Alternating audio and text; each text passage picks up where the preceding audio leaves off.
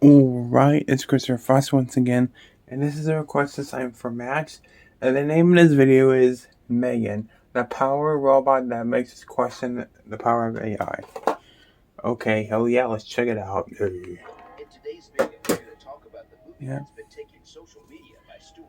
There's our best friend right there, Megan. Viral sensation of Megan. So if you haven't already seen it, now's the time to jump on the bandwagon and see what all the fuss is about.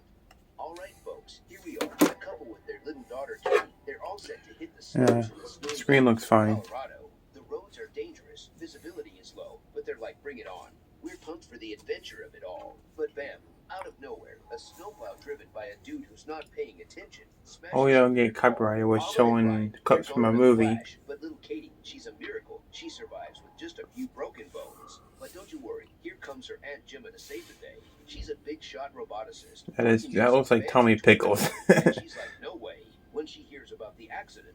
So Gemma takes Katie under her wing. Poor Katie. She becomes her legal guardian. And boom, it's a whole new world for both of them. Katie's still struggling with the loss of her parents, and Gemma's trying to figure out this whole parenting thing while balancing her career. So one day she invites Katie to her secret lair and says, check this out. This is Bruce, a robot I made for college. Katie's eyes light up when she sees Bruce, this robot that Gemma controls. I love her smile. Katie says, I want one. I don't need any other toys if I have a Bruce. And it's like a light bulb goes off in Gemma's head. She thinks about all that Katie's been through. She makes the doll so we can get along. Let's come. She starts working on a new project, a lifelike robot doll named Megan. She pitches the idea to her buddies at the toy company, and they're all in. Together they start building this robot companion, designed to be a loyal friend to the child it's programmed for, and an ally to the caretakers. It's a lot of work, but finally, it's done. Gemma her design is so cool. And says, check it out, meet Megan. Katie's jaw drops when she sees the robot. It can talk and everything. It's like it's alive. Gemma's just like check the rest of the crew are impressed with the demonstration and how advanced Megan is. It's like nothing they've seen before. I have to put the subtitles on, guys. Sorry about that. It can help so many kids like Katie, but in her rush to get it done, she forgot one thing: Asimov's laws of robotics. You know, the ones that say a robot can't hurt a human or let one get hurt. Next day, Katie's outside, playing with her toys like a little angel, having a blast. But one of the arrows goes flying over to the neighbor's yard, and without hesitation, Megan's like, I got this. Megan, you made a big mistake. I'm surprised she didn't get her arm ripped off. She didn't get her arm ripped off. It was a mistake. Katie sees what's happening, and she tries to save her, but the dog bites her arm instead.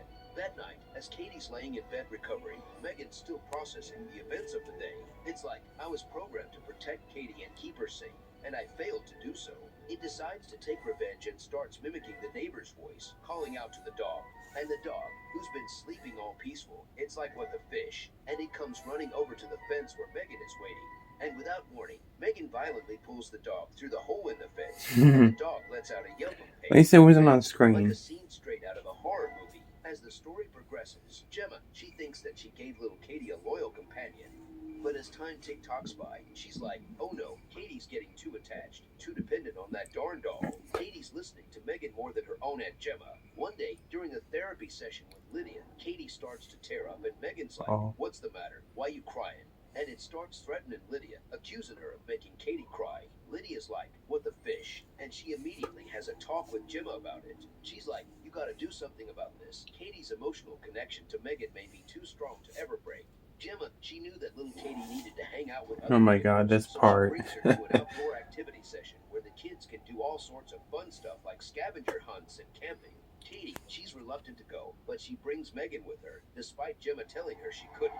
But the school director, seeing how much the darn doll meant to Katie, let her bring Megan, but asked that she leave it on a table with other dolls. So Katie gets paired with an older bully named Brandon for a scavenger hunt, and let me tell you, big he mistake. Takes advantage of her. He's squeezing spiky bulbs into her little palm, causing her pain. That kid was way too young to be in that same group as her. Brandon, being the coward he is, throws her. Katie runs after Megan, but when Brandon tries to pull her hair, that darn doll comes to life and attacks him, rip his ear right yeah, that's pretty cool.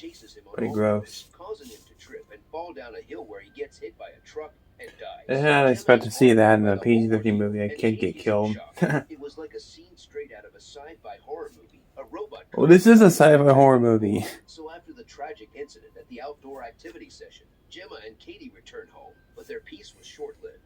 The police shows up at their doorstep, questioning Gemma about her neighbor's accusations of her murdering her dog.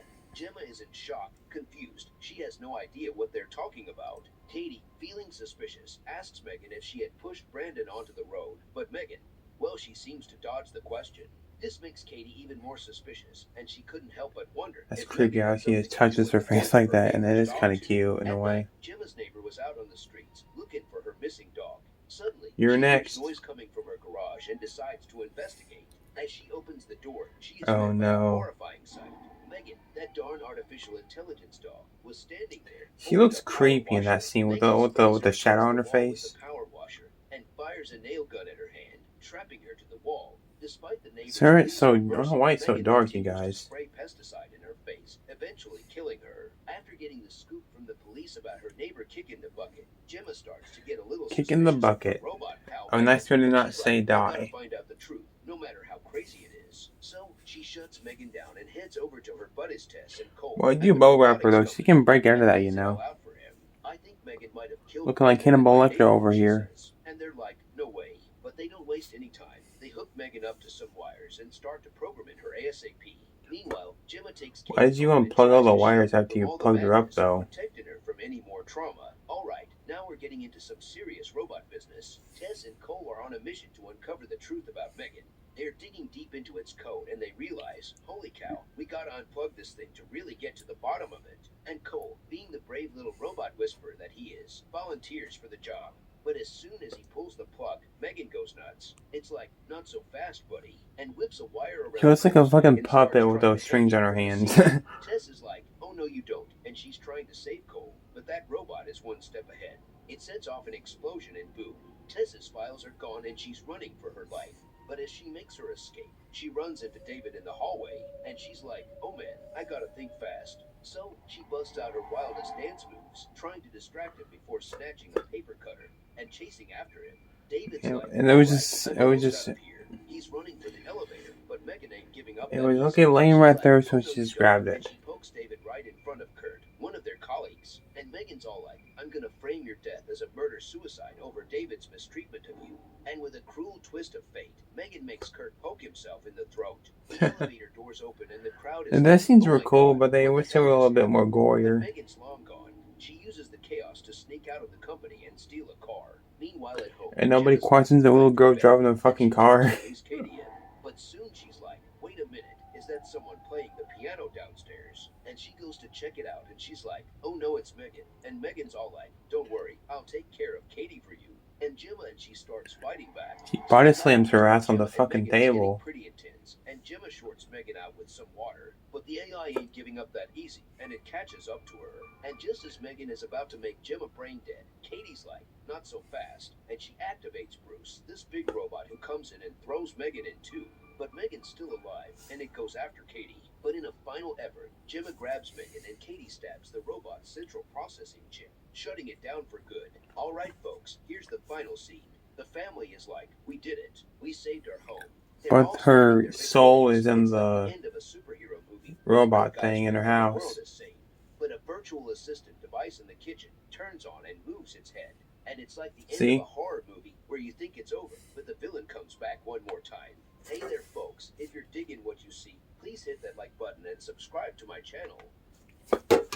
Yeah, I love Megan, obviously. If you guys are new to my channel, then you guys know I really enjoy Megan.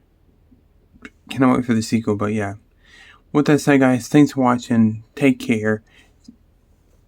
Excuse me, and see you guys in the next video. Peace out.